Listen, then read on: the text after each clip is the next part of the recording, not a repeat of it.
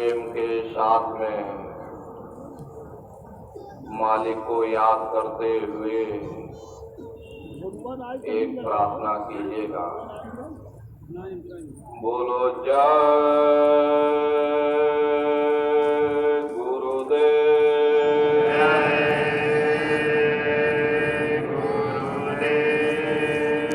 गुरु का ध्यान कर प्यारे,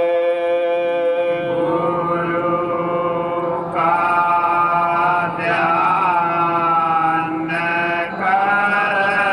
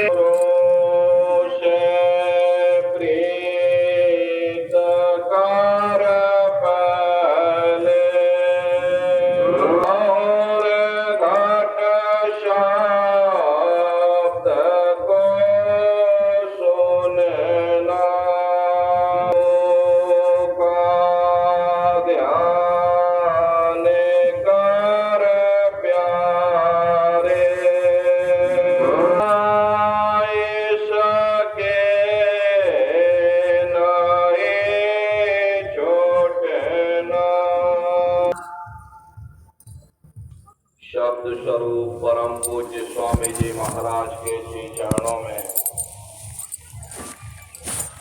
कोटि कोटि नमन प्रणाम करते हुए होली के इस महापुनीत पर्व पर देश के कोने कोने से पधारे हुए सभी सत्संगी धर्म प्रेमी भाई बहनों को सादर जय गुरुदेव। प्रेमी भाई बहनों, आज होली का ये महापावन पुनीत पर्व है। ये सभी तीज और त्योहार इस मकसद और उद्देश्य से मनाए जाते हैं ताकि हमारा आध्यात्मिक लक्ष्य, हमारी जीवात्मा का कल्याण, जो कि हमारे जीवन का मूल ध्येय है, कहीं हम उसे भूल ना जाएं। इसीलिए हमारे देश में हर महीने हर सप्ताह में कोई ना कोई तीज त्योहार बराबर आते रहते, जिसका मूल उद्देश्य होता है कि हम उस परमेश्वर की सत्ता से धीरे धीरे नजदीक पहुँचें, जहाँ हमको सच्चा सुख और सच्ची शांति प्राप्त हो सके। हम आप बहुत सौभाग्यशाली हैं। होली के इस महापर्व पर हम समस्त प्रेमी भाई बहन गुरु महाराज के दरबार में उपस्थित हुए हैं। जो भी वचन वाणियां आज आपको सुनाई जाएं, आप लोग चेत करके प्रेम और प्यार के साथ बैठ करके एक एक वचन को ध्यान से सुनिएगा और अपने जीवन में अमल लाइएगा, क्योंकि ये सत्संग है। सत्संग जल जो कोई पावे, मैलाई सब कट कट जावे। ये ऐसा सत्संग है जहाँ कौवा स्नान करता है और हंस बन करके बाहर निकलता। प्रेमी भाई बहनों, महात्माओं की वचनवाणियों में किसी जात कौम मजहब या किसी भी मुल्क की आलोचना नहीं की जाती। यह तो बड़ी ओछी बात है कि अगर हमारी अकल के मुताबिक कोई मालिक की भक्ति नहीं करता तो हम डंडे और तलवारें दिखाना शुरू कर देते, उसे डराना और धमकाना शुरू कर देते। हमें तो उसे प्रेम से समझाना चाहिए कि भाई इस रास्ते पर चल करके हमारा ये फायदा हुआ है।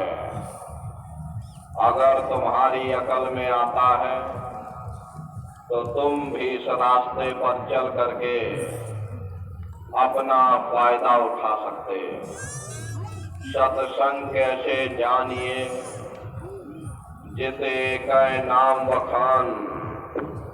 सत्संग वह जगह है जहाँ केवल शब्द या नाम का प्रचार किया जाता, मालिक से मिलने का प्रेम और प्यार पैदा किया जाता।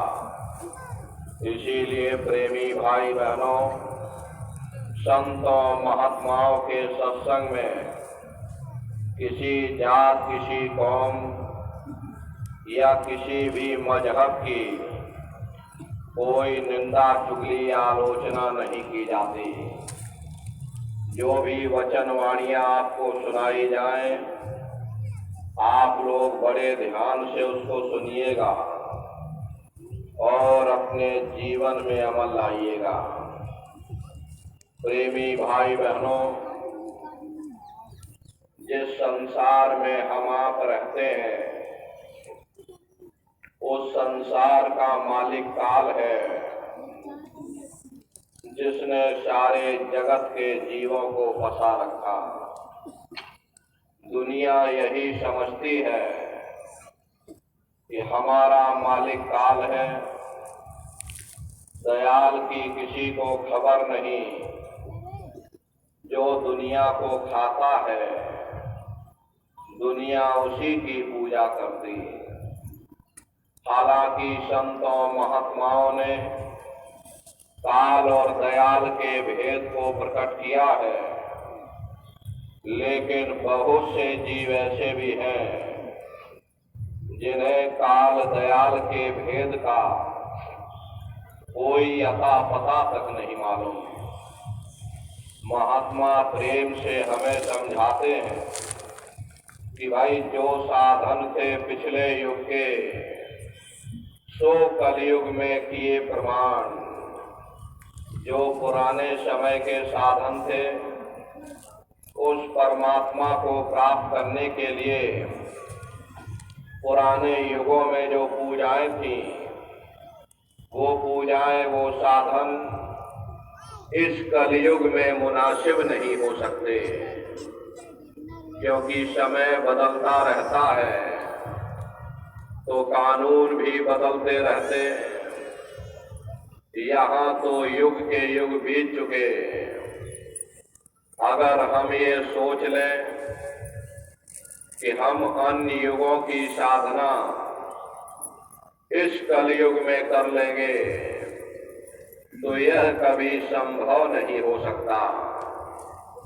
प्रेमी भाई बहनों, सतयुग में मनुष्य की उम्र 1,00,000 वर्ष की हुआ करती थी। त्रेता में घटकर 10वां हिस्सा यानी 10,000 साल की आयु हो गई। कलयुग द्वापर में घटकर 10वां हिस्सा यानी 1000 वर्ष की उम्र हो गई, और इस कलयुग में घटकर के 10वां हिस्सा यानी 100 साल की आयु हो गई। अब ऐसे प्रदूषण भरे वातावरण में 100 साल भी कोई भोग पाता, वरना कोई 40 साल में चला जाता, कोई 50 साल में चला जाता, कोई 60 साल में चला जाता। कहाँ सतयुग में 1,00,000 वर्ष की उम्र, और कहाँ कलयुग में 60 साल की उम्र। 60 साल में भी 20 साल खेलने और खाने में गुजर जाते, बाकी बचे 40 साल, इसमें शादी ब्याह भी करना है, बाल बच्चे भी करने हैं, उनकी परवरिश के लिए नौकरी पेशा भी करना है। फिर मनुष्य के पास समय कहाँ है? न समय है, न सामर्थ्य है। इसीलिए प्रेमी भाई बहनों, अन्य युगों की साधना इस कलयुग में मुनासिब नहीं हो सकती। महात्मा प्रेम से हमें समझाते हैं कि भाई, जो साधन थे पिछले युग के, सो कलयुग में किए प्रमाण। जो पुराने समय के साधन थे, उस परमात्मा को प्राप्त करने के लिए वे अब कलयुग में मुनासिब नहीं हो सकते, क्योंकि समय बदलता रहता तो कानून भी बदलते रहते। यहाँ तो बहुत लंबा अरसा बदल गया।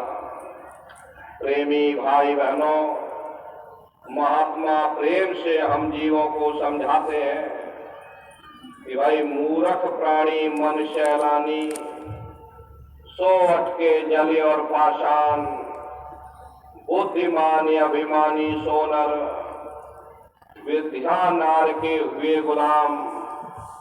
इस संसार में 3 तरह के मनुष्य होते, एक अज्ञानी होता, दूसरा बुद्धिमान होता, तीसरे बीच के जीव होते हैं जो न ज्यादा ज्ञानी होते और ना ही ज्यादा बुद्धिमान होते।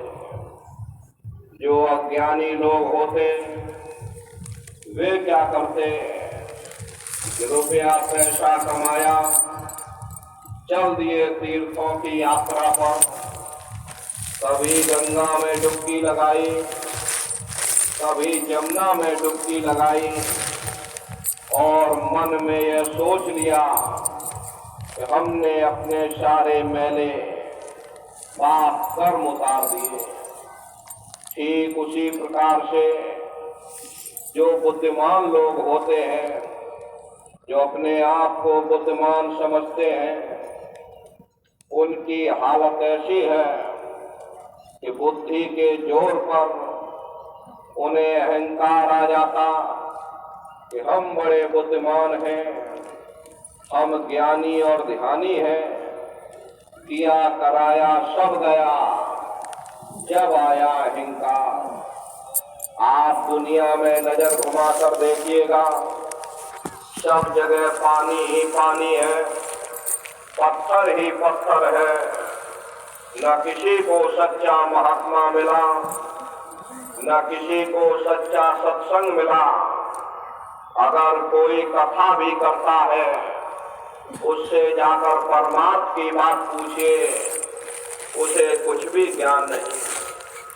विद्या पढ़कर लेक्चरार बन गए, कोई कौम का ठेकेदार बन गया, कोई मजहब का ठेकेदार बन गया। अपनी अपनी कौम, अपना अपना मजहब, अपना अपना झंडा बुलंद करने के लिए न जाने कितने बेगुनाहों का कत्ल कर दिया, कितनी औरतें विधवा हो गई, कितने बच्चे अनाथ हो गए। नतीजा क्या रहा, चारों तरफ बर्बादी ही बर्बादी। महात्मा प्रेम से समझाते हैं कि भाई बाकी जीव बीच के जितने, ना मूर्ख ना अति बुद्धिमान, जप तप व्रत संयम बहुत होके, पंच अग्नि में जले निदान। बाकी जो बीच के जीव हैं, जो ना ज्यादा ज्ञानी है, ना ही ज्यादा बुद्धिमान है, उनकी हालत ऐसी है कि अगर अज्ञानियों का जोर पड़ गया तो अज्ञानियों के तरफ लुढ़क गए, अगर बुद्धिमानों का जोर पड़ गया तो बुद्धिमानों की तरफ लुढ़क गए। बिन पैदे लोटे की तरह लुढ़कते और लुढ़कते उन्होंने अपना पूरा जीवन, पूरा समय बर्बाद कर दिया। प्रेमी भाई बहनों, असली रास्ता तो मनुष्य के अंदर है, लेकिन काल ने सबको बाहर ही बाहर भटका दिया। किसी को जप में, किसी को तप में, कोई कीलों पर सोता है तो कोई सोता ही नहीं। आप कुंभ में जाकर के देखिए, बड़े बड़े साधु महात्मा लोग कोई कीलों पर सो रहे, कोई कांटों में लेटे हुए, कोई पानी में लेटे हुए, कोई धुनिया रमाए बैठे हुए, 4 अग्नि चारों तरफ लगा ली, 5वीं सूरज की तपिश, पंच अग्नि की धुनिया जमाए बैठे और कह रहे हम तपस्या कर रहे हैं। अरे उनसे जाकर के पूछिएगा कि हे भले मानस, तुम्हारे अंदर पहले से ही काम क्रोध लोभ मोह अहंकार की ये पंच अग्नि पहले से जल रही, पहले उसे शांत करने की कोशिश करो। इसी तरह लोग व्रत या उपवास रखते हैं। व्रत या उपवास रखना अच्छी बात है, इससे शरीर हल्का होता है, काया निरोगी रहती है। लेकिन अगर हम ये सोच लें कि हम व्रत या उपवास करके उस परमात्मा को प्राप्त कर लेंगे, तो ये कभी संभव नहीं हो सकता। प्रेमी भाई बहनों, एक आदमी का प्रण था, वह रोज दिए में तेल भर करके और पाठ करना शुरू कर देता था, और जब तक तेल खत्म न हो जाए, दिया बुझ न जावे, वह कभी रोटी नहीं खाता था। घर में नई बहू आ गई, उसे रस्म रिवाज का पता नहीं था। जो दिए में तेल खत्म हुआ, उसने लाकर और तेल भर दिया। आदमी बेचारा भूखा प्यासा, करे तो करे क्या, दिया जल रहा है, लगा फिर से पाठ करने, और फिर जैसे ही तेल खत्म होने को आया, उसने लाकर और तेल भर दिया। आदमी भूख से व्याकुल हो उठा, अंत में थक हार करके और दिया बुझाकर रोटी खाने लगा। ये हाल है पाठ करने वालों का। अरे कहने का मतलब ये है कि दुनिया ऐसे ऐसे रस्म रिवाज में फंसी हुई है। कोई सिद्ध बना बैठा, कोई नाथ बना बैठा, कोई देवी देवताओं का अवतार बना बैठा। अरे नर नारियों, ये सब काल का धोखा है। काल ने सारे जगत के जीवों को इसी धोखे में फंसा रखा। देखो चरित्र काल करता का, कोई सिर कोई पैर रुधान। देखो काल ने कितना बड़ा धोखा दे दिया। किसी को हाथों से बहा दिया, किसी को पैरों से बहा दिया। वाल्मीकि जी महाराज ने राम के पैदा होने के 10,000 साल पहले ही पूरी रामायण बनाकर रख दी थी कि भाई तुम्हारे अंदर राम है, तुम्हारे अंदर रावण है, सब कुछ तुम्हारे अंदर है। काल भगवान ने देखा, किसने तो पर्दा ही फाड़ दिया, मेरा भेद उजागर कर दिया। तो उन्होंने बड़ी होशियारी के साथ बाहर राम बना दिए, बाहर ही रावण बना दिया, ताकि कोई दुनिया का जीव अंदर न जाने पावे, सब बाहर ही बाहर भटकते रह जाएं।